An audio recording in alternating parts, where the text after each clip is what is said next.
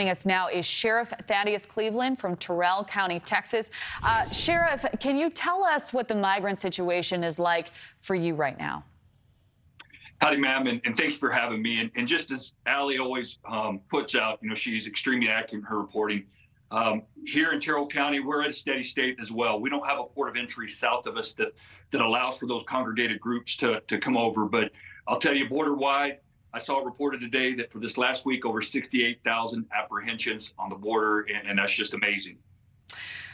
Yes, it is amazing, and we are certainly grateful for Allie's reporting. How are you addressing this crisis? Do you believe you have enough resources, Sheriff? No, ma'am. And I spent 26 years as a United States Border Patrol agent, the last 11 years here in Sanderson in Terrell County as the patrol agent in charge. We're responsible for 91 miles of border. That's the third largest amount of border on the U.S.-Mexico border, next to Alpine, Texas, and Presidio, Texas.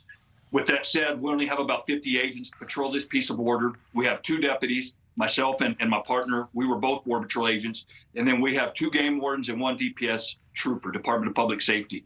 I'll tell you, we have added resources from the state, from Governor Abbott, that is definitely helping out. And at different times during the year when we know we're going to be busy, Border Patrol will send some additional agents, but it's still not enough. We need more resources out here.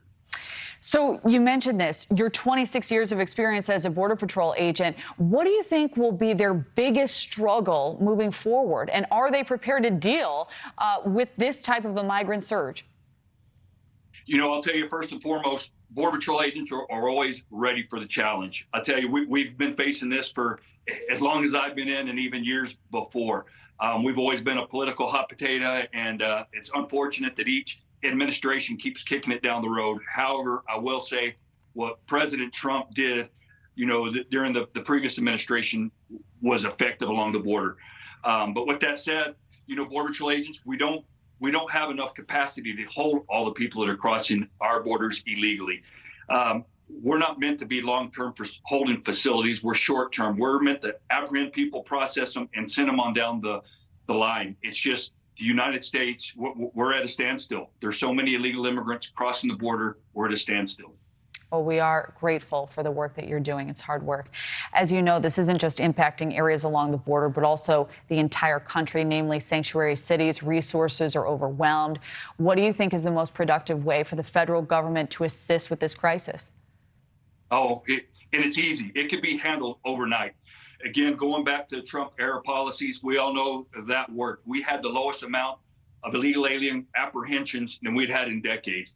What it begins with is having this Title VIII authority back, and that's the Title VIII that we've always had, our authorities to prosecute illegal aliens. But we must secure our borders.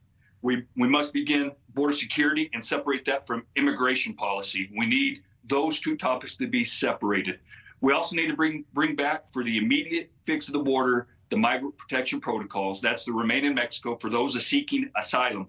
That will serve as a deterrent to those who are falsely seeking, admission into our country under those credible fears.